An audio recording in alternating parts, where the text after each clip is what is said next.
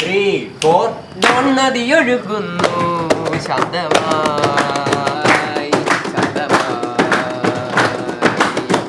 മണ്ണിനെ പൊന്നാക്കും മണ്ണിന്റെ മക്കൾ തൂവേർത്തിന്നുത്തുകൾ മാറിലമർത്തി നദിയൊഴുകുന്നു ശാന്തമായി ശാന്തമായി.